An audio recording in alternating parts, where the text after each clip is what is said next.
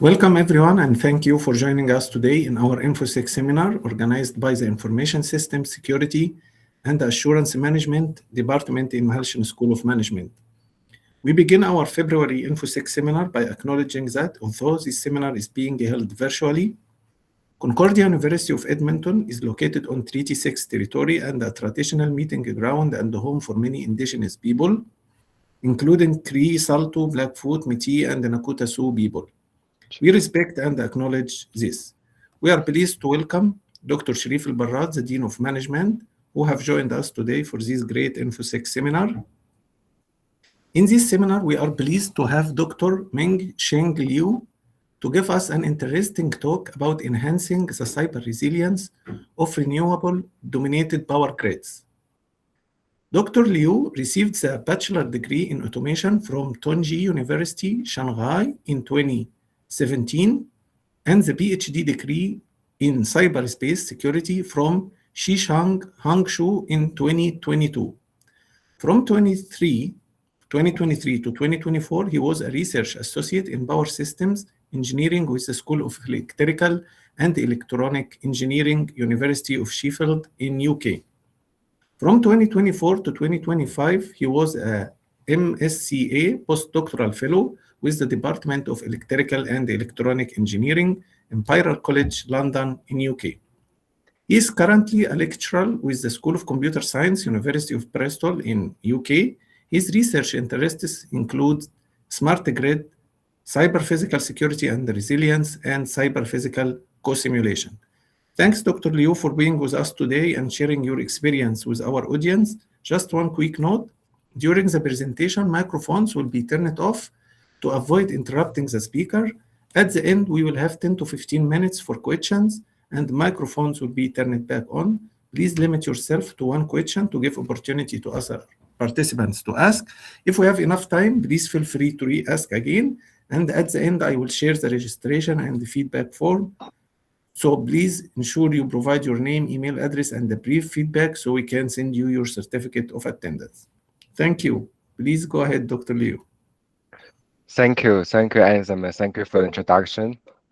And thank you, Chef, for the invitation to make me have this great opportunity to share my experience in the domain of cybersecurity of the power grid. Yeah, so today the topic of my today's presentation is regarding the enhancement of the cyber resilience of the renewable dominated power grid. And actually, this topic has been, discussed for quite I think over 10 years, like the cybersecurity of the smart grid or power grid. And here I want to mention that its main topic is that we want to see something different. Like we want to focus on the renewable energy resources, like saying how will the integration of the so many the renewable energy resources like PV and wind farms can to expose any new vulnerabilities, and how to defend against how to mitigate their impact. Yeah, and the subtitle says it's from a control engineer perspective. And yes, so since as introduced by Esnami, I'm originally from the the automation or the control engineering. So my many works are doing like standing on the intersection of the both the cyber and the physical domains, and especially like applying some very real concept from the cyber domains to the physical domains, and yes, do some to explore the intersect the area of these different domains. So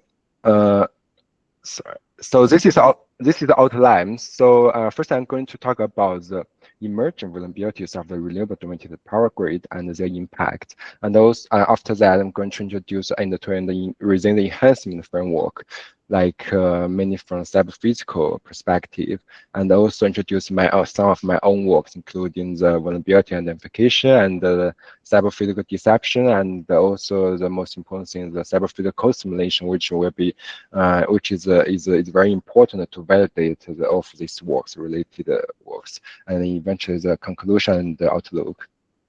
Yeah. So let's have a quick look of the power grid. So especially the IBR-based power grid. So power grid, it has both physical and cyber domains. So the physical domain, we have inverter-based resources. For the photovoltaic, the wind turbines, and the EV, the battery, diesel generator, all kinds of, the renewable energy resource in different forms and the different, integration schemes into the power grid. And apart from the customer side, we have the transmission and, the generation side. And there can be also very large-scale wind farm connected to the transmission level.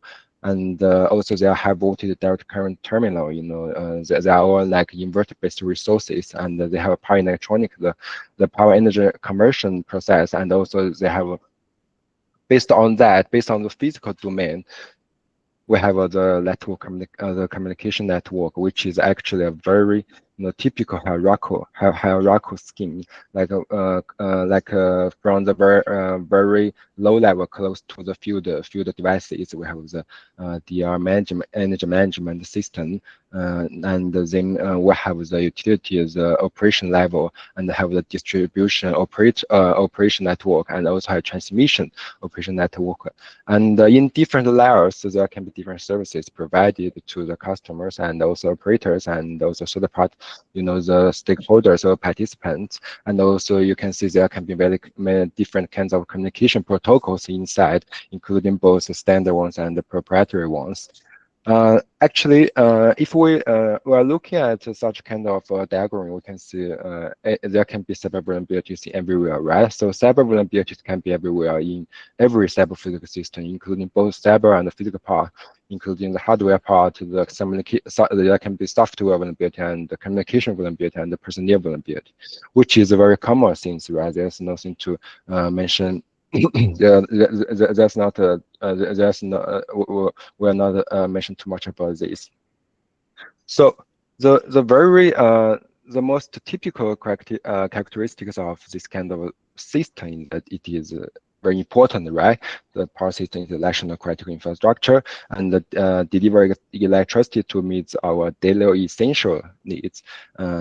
Yes, and also it has very strong and complicated cyber physical couplings. And any single point failure, like in the cyber domain, if there's a host, like or there's a controller, or there's a server that goes down, and which can cause some physical cascading failure, in the physical domains. And also it involves a broad range of participants, including customers, operators, and traders, and which may introduce more like the insider threat, since the insider threat or the human errors or the human the human recipes are most uncontrollable and unpredictable, which can which is usually a very big component of every exposed the attack incident, and also different control and monitoring devices from various manufacturers.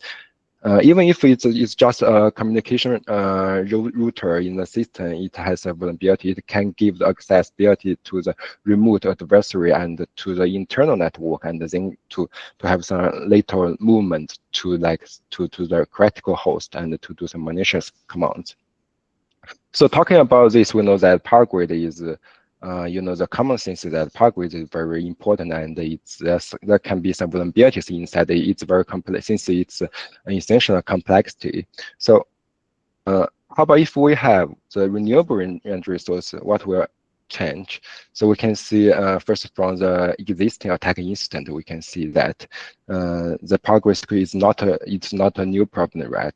If we looking back to over 15 years ago, there can be many attack incidents related to smart grid, including a Stuxnet against Iran, the nuclear station, and to attack Siemens industrial controllers in 28, and also the Black Energy 3 against the circuit breaker in 2015, and SolarWind against the supply chain, the supply chain of critical monitoring software, which has been used across domains, and can be used to to leak sensitive information. And also the later on 2022, the Anaconda against the satellite communication of wind turbines, which eventually causes the connection loss, between the system between the SCADA central and the wind turbines. And the very recent one is the attack incident against the Polish energy sector in 2025, which is just before 1 day before the New Year. And there's the attack against the Polish energy sector, and it targeted the 30 winds and the solar farms.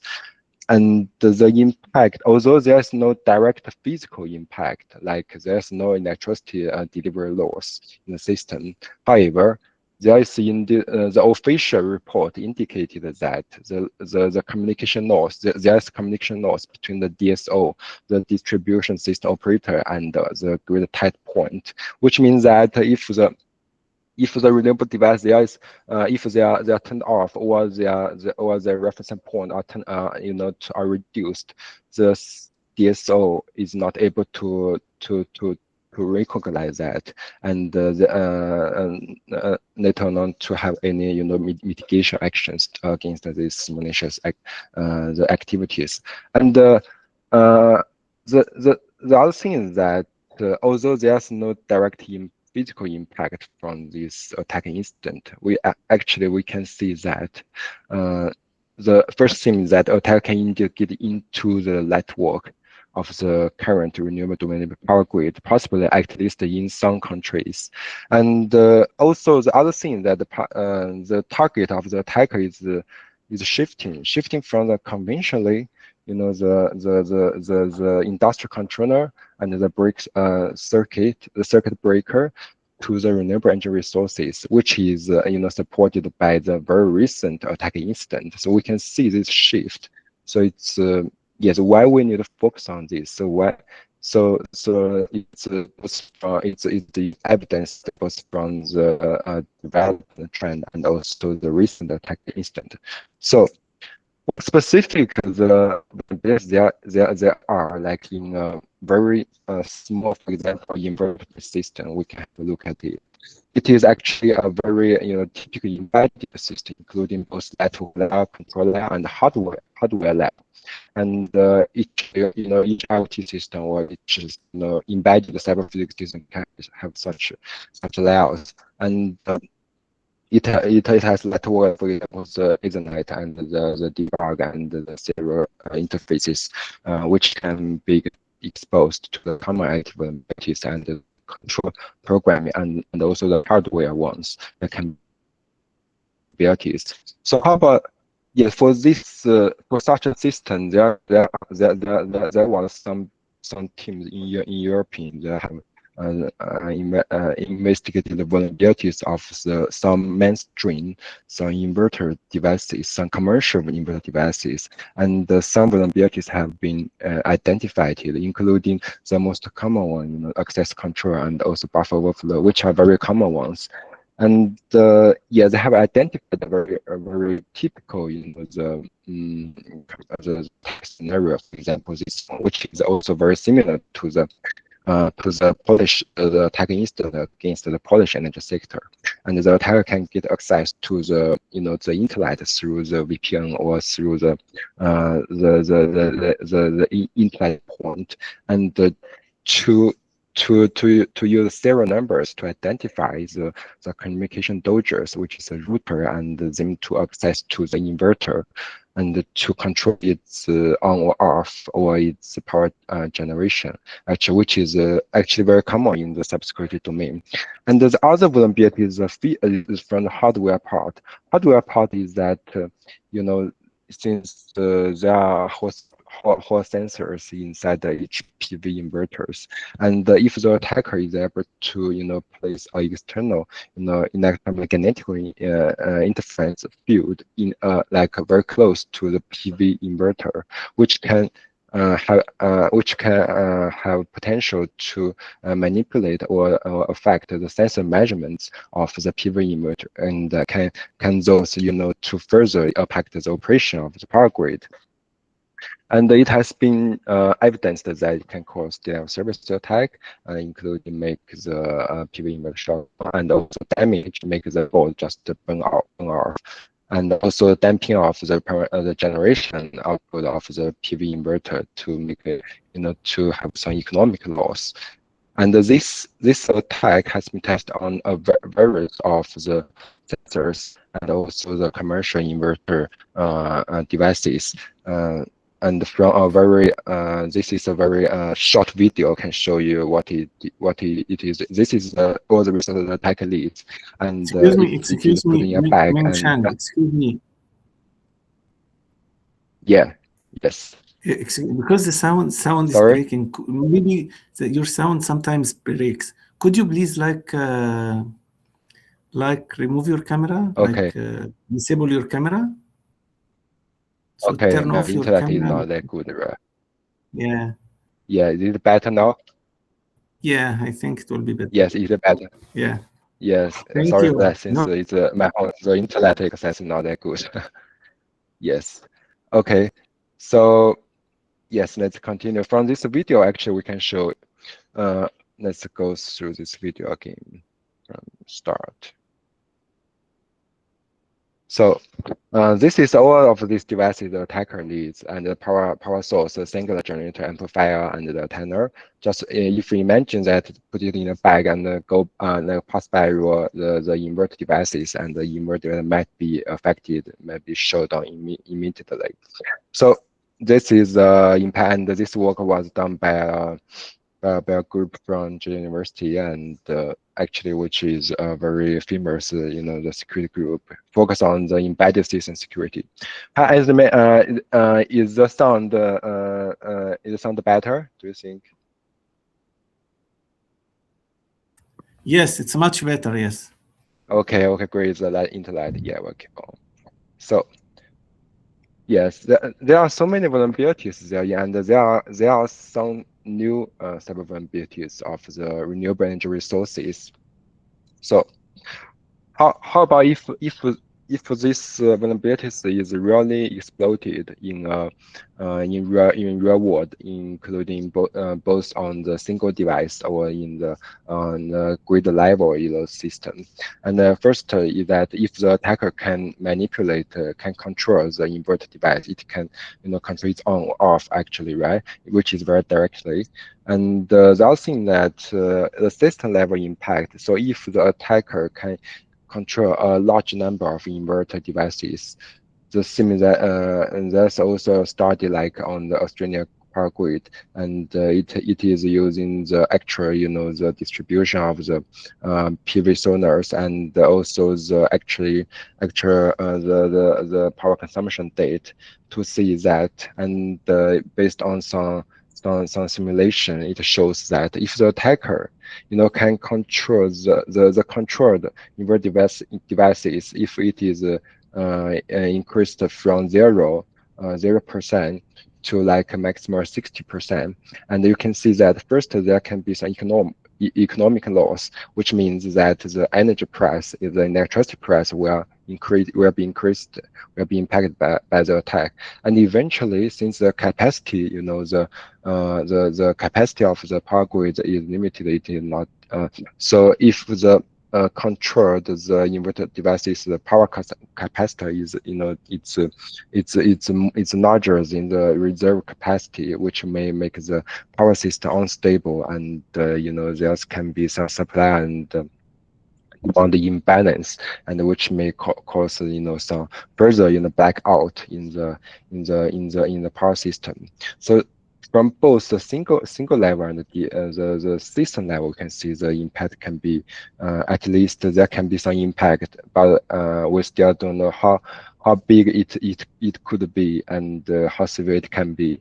Yes, and from what I'm doing, from what we have been done, yes, and we'll show you if the attacker can focus on the stability issues, there can be some more severe impact in the power system. So let's go back to a much higher level of the power system security.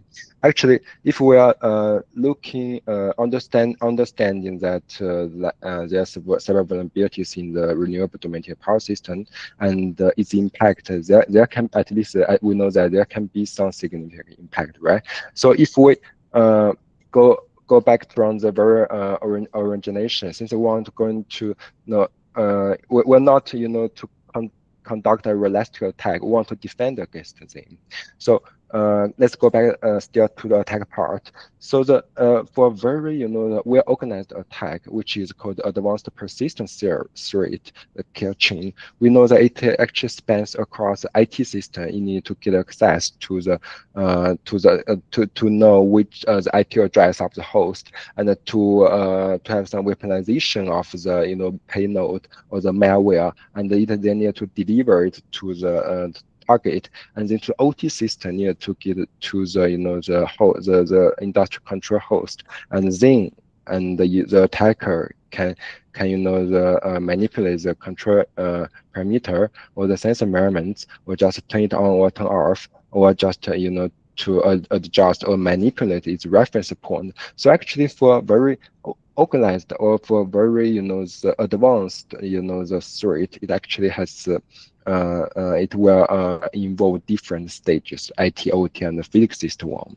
So shifting to the defend one, since we know the attack, it has such a process development and implementation process. So is it possible, to have also a defense to defend this attack in a very similar way? We also consider IT, the OT, and the physical one. Is it possible? And we have been thinking about these things like for several years, and we want to see that it might be possible. And actually, there might be a gap between these different domains. For example, if there is an attack happening, and first the cyber infrastructure's performance curve will goes down, and then will then affect the physical infrastructure. And eventually, there can be some service delivery impact loss.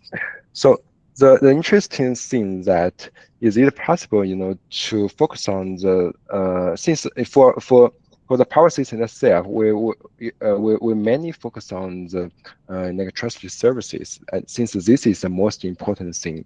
Even if there are some cyber infrastructure are compromised, but if the electricity service can be still kept on, it's okay, I think. And so the thing is that can we to enlarge the gap between the cyber and the physical curve, and using both the cyber and the physical methods. For example, we're using the protection schemes, and use the detection and also the mitigation and the recovery scheme together, and to enlarge this gap.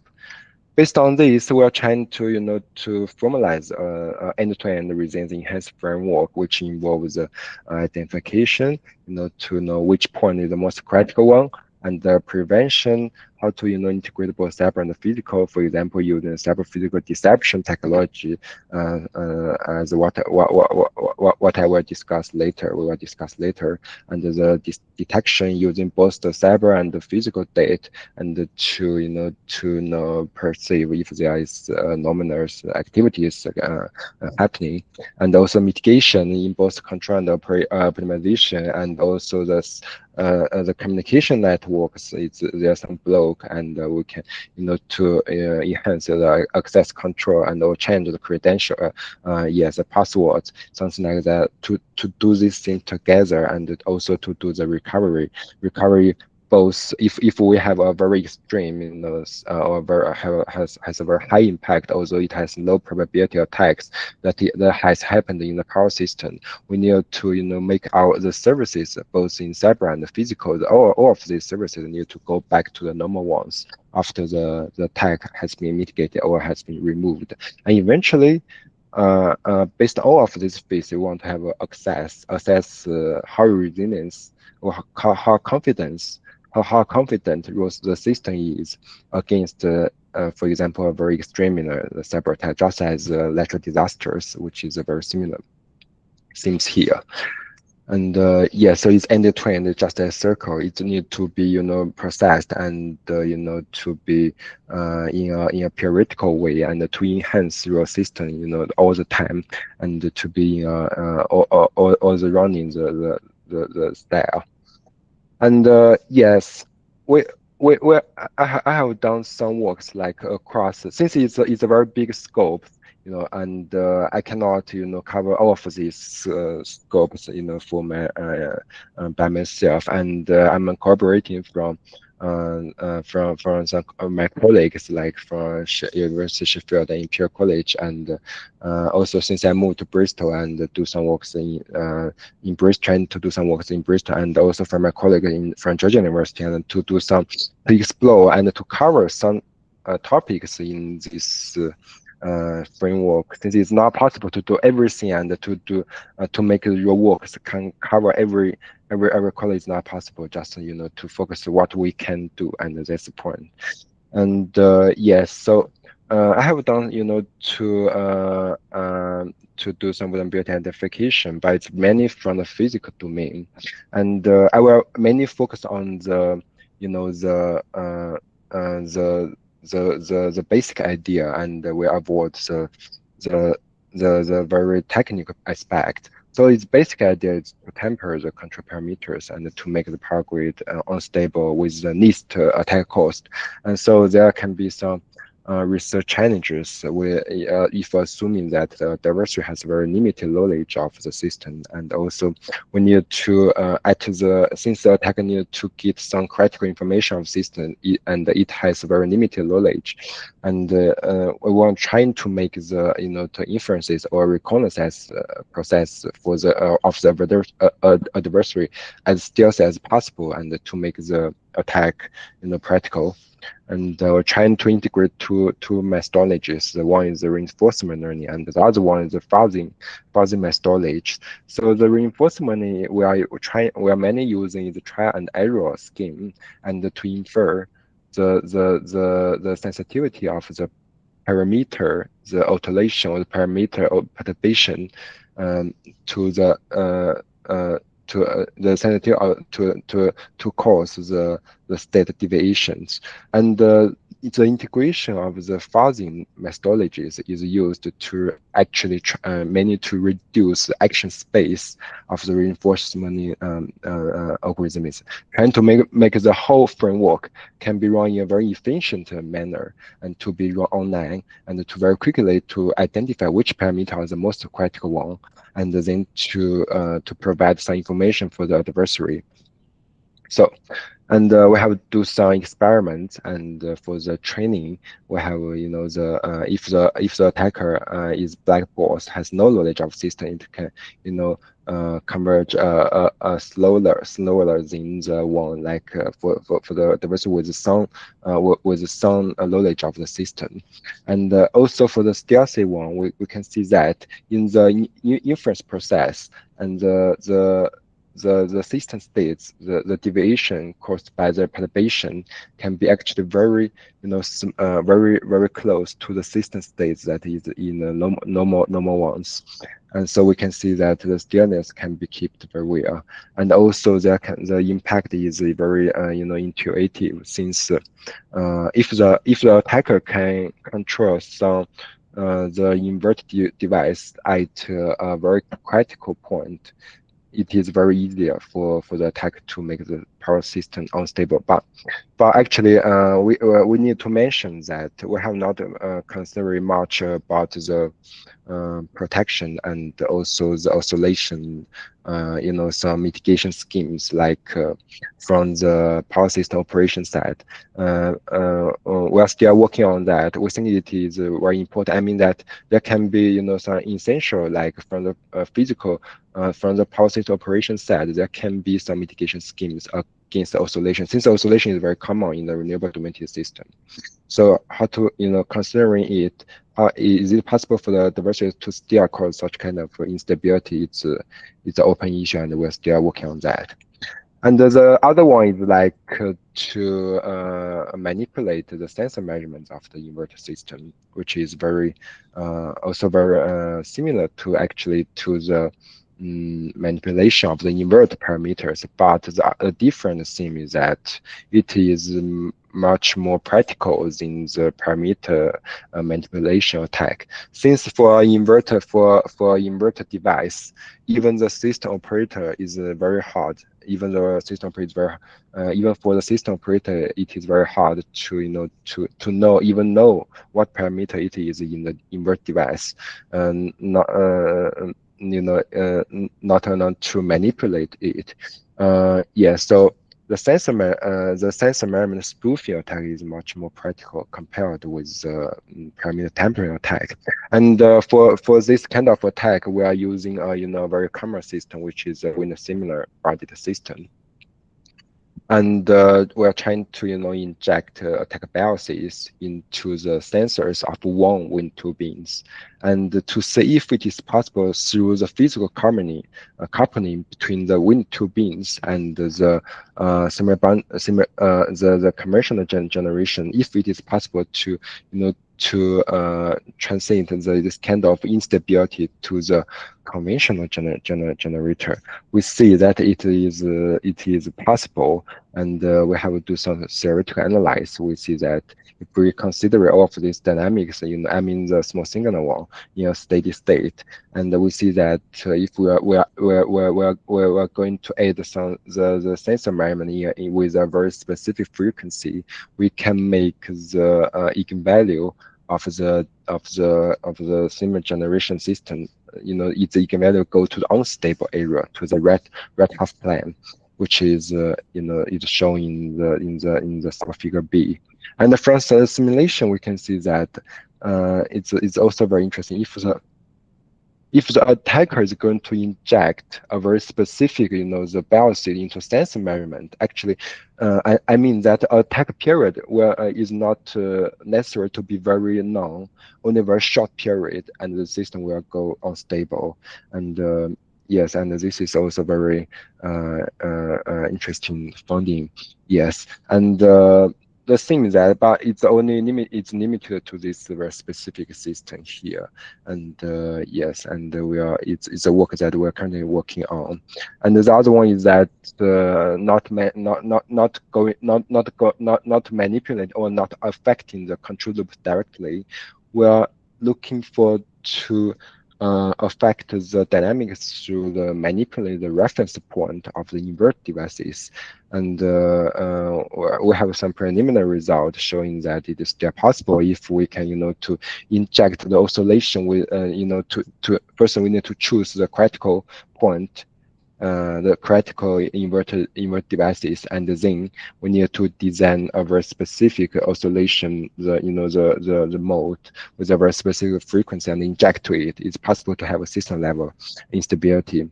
But again, this kind of attacks are very, some very preliminary results. We are only focused on the small singular model like of the power system at the moment, and we are trying to looking for to extend it to much complex system, to consider some nonlinear, the patterns or nonlinear components. Yes. And but actually, from this kind of the investigation, we can see that actually the integration of the renewable energy resources, it's firstly it is reducing the physical inertia of the power system, right, which can make the oscillation very common. At least yes, if there can be a very serious or a very specific or special oscillation happening in the system, it can make the whole grid not stable, unstable, very very quickly. Yes, So this kind of the phenomena or this kind of characteristic actually is open the doors for the cyber attacks. So if the cyber attack is going to exploit this kind of vulnerability, it may make the process very, a very very dangerous place, to make all of the people to lose the electricity services, and can be a very crazy thing. So But based on that, it's actually to make all of us to be aware of the cybersecurity issue of the renewable domain-related power system. We're not going to to have any to not to telling the attacker, the malicious actors to do a realistic attack on our power grid. Will not mean that. We're actually to make everyone to be aware of this kind of issue. And based on that, I have done some, the cyber, the deception technologies. Actually, its idea is very simple. Just if we are inside a communication network and the network topology is fixed and the communication flow is real, and it can make the attacker just need to use a map, the scan, the tool can easily scan all of this communication, the network topology, right? And also IP addresses and the server, the ports that is opened on the host, and if there can be any the service number, the service version that is running on the port, and if there is any vulnerabilities, right? So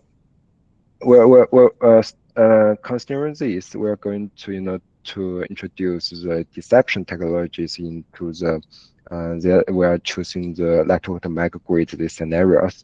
And the point here that we are using the SDN controller, to control the network flows between different, the host inside the communication network.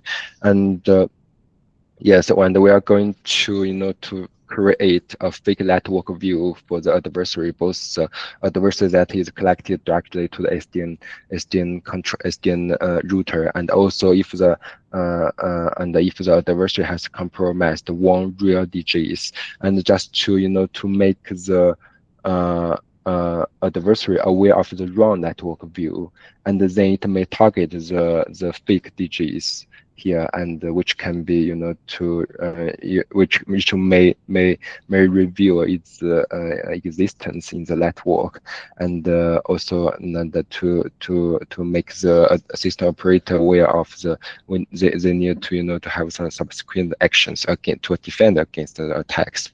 And the idea is actually very straightforward, just to using the SDN, the open flow rules, to change the source and destination IP addresses here, and to mislead the attacker. And also in the physical layer, and we're going to to make the fake the microgrid to track the real opening point, but we do not want the operation status of the fake digits to affect the real digits. So it's only to tracking its the real digits opening point. We're not, it's a single direction, it's not a bad direction here. And we implement it in the campus, the laboratory at Imperial. We are using the OpenRT simulator and network switch, and we are using the MiniLite, the network simulation software, and using the OpenSwitch, and using the POX controller, and we Raspberry Pis, and using the Simlinks to simulate the fake digits, where the real digits is on the OpenRT simulators here. And we have here's a very a video showing how this the process is running. The red ones mean that virtual machines and the Raspberry Pis, and also Simlink data interface. And we're showing to you that the convergence of the system states between the Simlink and the AutoLab, and the digits in AutoLab. And if we are adding some load alteration, load increase, and the operating point of the fake digits can still track the real digits, the operating point. And actually there can be some latency, and which might be caused by the communication part. There can be some delay, and yes, if we can have a load increase or load decrease, and we can see that it can track it very, at least in steady state, there can be almost no tracking error here. Yeah, and yes, we can see it can eventually convert to the steady state one. So yeah, that's it. And the other one, yes, I want to show you to the cyber physical simulation architecture, which is also very important, especially for the validation of the effectiveness of the proposed method. Uh, for each simulator, there can be a model, there can be a server, and there can be a hardware computer. For the most of the power system simulation, there can be steady state simulations, which is actually mainly the algebraic, and also the electromechanism phasor, which can be a combination of algebraic and the differential equations, and also the EMT simulation, which is the most, which has the highest the resolution, and which has been widely used for today's renewable domain power system simulation. And for the communication network simulator, it's very similar. We have both the the full connection network simulation and or the reduced information simulation. So for connection network simulation, we need to consider its network stack and also the different OSI7 layers of the communication. And also the if we are only consider the data transaction between the nodes, we can use actually the data link in the symlink and to consider it, which is called the reduced one. But the thing is that in communication network, it's event trick. Where in the power system simulators, it's since it's governed by the continuous physical laws, so it's essentially the continuous since yes. So we need to to choose time intervals at which time point we need to interaction date between these two simulations, and we have done some works to choose to investigate the different like the based on, of course, we need to have some simulator, the party one, the Typhoon Hill one, and some other ones. And we're going to to investigate different the cosmic scheme, the time step, the interaction schemes at a fixed time scale. The power system simulator exchange date with the simulation network simulation one, and also master slide one. We need to have a master to determine at which time intervals we need to exchange data with other. So yes, we have to implement this and investigate if different cosmic scheme, if it can have some impact on the cybersecurity analysis. For example, the most typical force data injection one and delay of service one. If the different co-simulation schemes can impact the invention, the performance metric or the performance curves. And yes, I will not discuss about this one since we have the paper on have been published. So if you are interested, you can always go to the the IEEE the website and to see the paper. And the other one is that we have also do some recover works like I said, it's in the if the impact has been mitigated, how can we to recover the power system operation, and also the cyber network the operation and its services. And here we consider a scenario that there's an attack inside the power network, and it is can be potentially destabilized by the adversary, but in the same time, the operator it is using some to adjust. It has adjusted the parameters of the inverted devices and trying to mitigate the instability. But the thing is that there can be some cost, some more cost can be operation cost can be induced by this kind of the mitigation schemes, and also from the right to lower the cyber figure, we can see that it is actually related to the knowledge of the knowledge that is inferred by the system operator. If the system operator knows more about the attack bias injected by the attacker, or the manipulated the loads of the attacker, then it can better can better to balance the cost efficiency when it is going to mitigate the attack impact.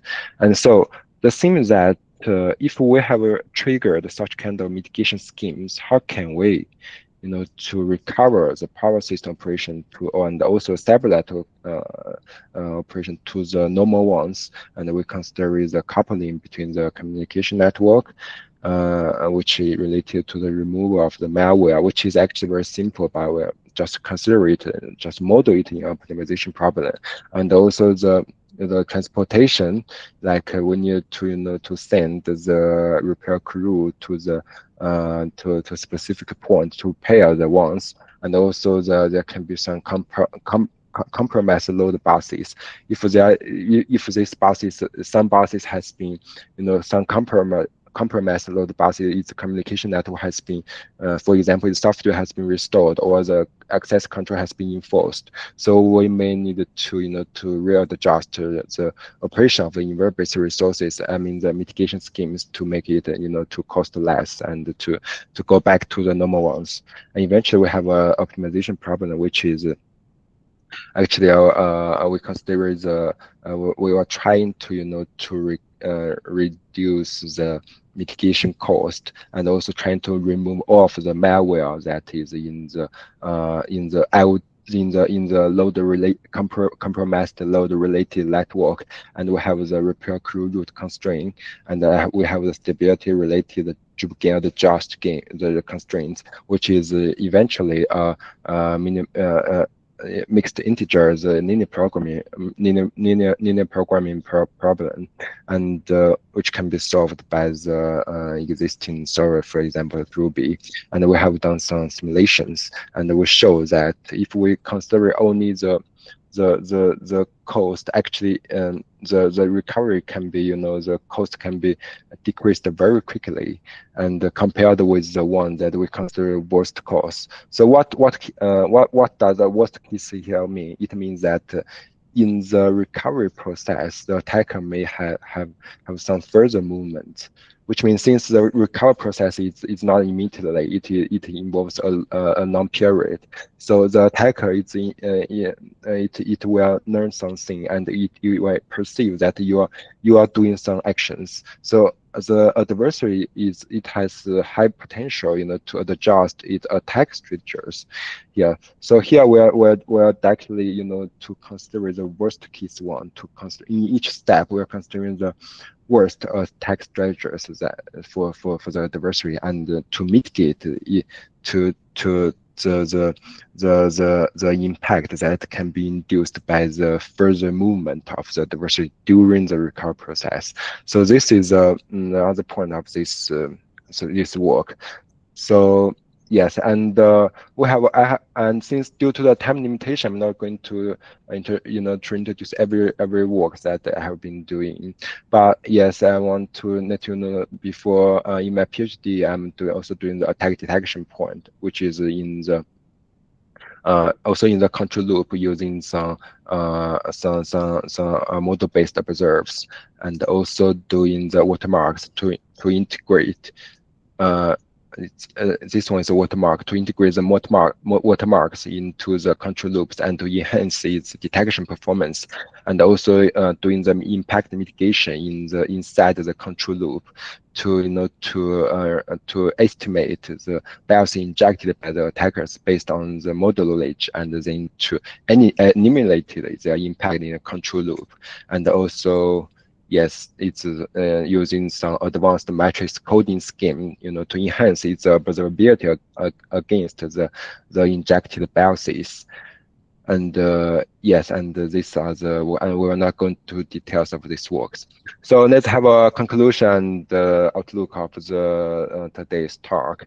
So actually, from this talk, I want to mainly, first the most important thing I want to know that actually there has been many numerous step-threats in the power system, even in the conventional one and the modern one. And the thing is that the integration of the renewable energy resources actually somehow has introduced some new, some emerging cyber vulnerabilities.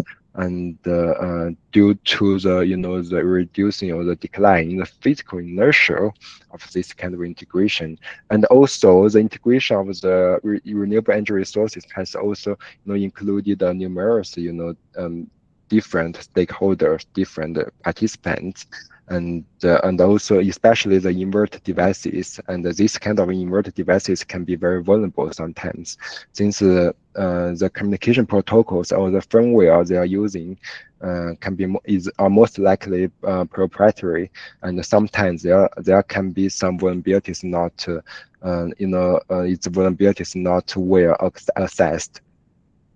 And beyond the security one, since it's there are some new emergent vulnerabilities, and for this kind of issue, we're going to move from the conventional security one to the resilience one, to see what we can do if there is a risk in the system, since there is no 100% security for each system. So we need to perceive them if there is one, and to quickly to have a response, the strategies or recovery strategies against this kind of attacks, and trying to save to make our system as secure as possible. And also there are some technical works showing you I have done some works in the cyber physical deception, and also the vulnerability identification, and the attack detection and the impact mitigation. But it's just according to each phase in the cyber resilience enhancement framework. I have fit some of my works into that framework, and let you know. And also the outlook is that yes, like I said, it's a very big scope for the end-to-end the resilience enhancement framework. So it still requires a lot of efforts into to have a really practical one that can be used in the real power grid, and by it indeed requires a deep collaborations across for example, cybersecurity and control engineering and system operation. So yes, it's a big scope, and it still requires a lot of deep collaborations. And also the machine learning, yes, it's a very, very good tool, since there are different data from the cyber network, the computer networks, the industrial network, and also from the physical domains, from sensor measurements, and also there can different configuration files. So this data can be actually should be actually well used to enhance its situation awareness or the mitigations, the capability against all kinds of cyber threats. Yes, the rules of the machine learning, yes, improving this kind of security need further investigation, and I'm still working on that. I'm currently working on that and trying to integrate some advanced machine learning, the technologies into this area, and to do some further works. And that's my further plans.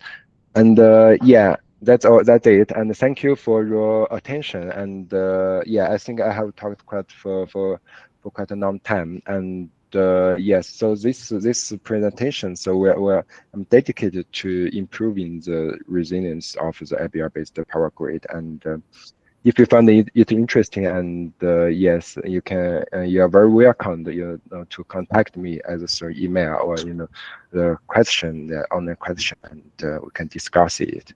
Yes, thank you. Thanks. Thank you so much, Dr. Leo, for this interesting presentation and for all this information. So time for questions. So please raise your hand if you have any question. And just quick reminder to provide your name and email address so we can provide you the certificate of attendance. Do we have questions? Okay, so I will maybe start with one question. So, based on your experience, so how resilient is your detection and mitigation framework against adaptive attackers who can learn the patterns over time and coordinate attacks across multiple DERs? Yes, it's a very good problem. Yes. What I'm doing now is using some, the observer-based, model-based observers to, the most intuitive idea is trying to validate if the sensor measurements it's aligned with the physical laws of the system.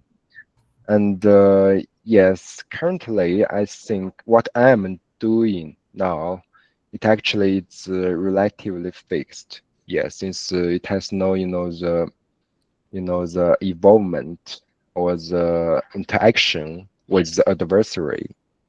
Yes, but it's actually what I'm going to do in next steps, since it's very common sense to have an interactive process with the adversary, since the adversary is learning, and the defender part should also be learning as well, and to improve its detection and mitigation schemes.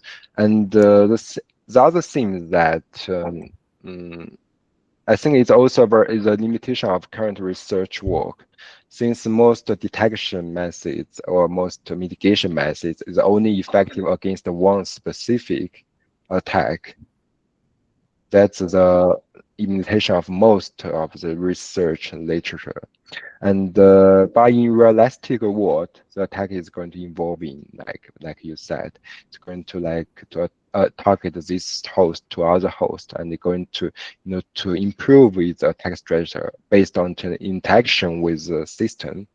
So yes, I think that's the step we need to make and to fill this gap, especially using some reinforcement learning method and also the game theory, the framework, and to model this kind of interaction and to better, to benefit the realistic adoption of this different kind of detection mitigation methods. Yes. Great, thank you. So we have one quick announcement. So we are very delighted to announce that like our well-known and highly reputed master's programs, MESAM and MESAM, will be launching an online cohort starting in September 2026. So beginning in September, the new cohort will be delivered synchronously in the evening to accommodate working professionals. So if you are interested, please feel free to contact us or contact me. And also, we encourage you to visit our website to learn more about our both programs. I will post it here in the chatting area. So before we wrap up, I'd like to extend a huge thank you to Dr. Leo for sharing Yeah. his expertise for us today. We truly appreciate you taking the time to speak with our community. Yes. So Yeah. we look forward to seeing you next time. Thanks everyone and have a great rest of your day. Yes. Yes. Thank you, Anita. Thank you. Have a great day. Thank you. Thank Thank you. you. Thank you. Bye. Bye. Thank you. Bye.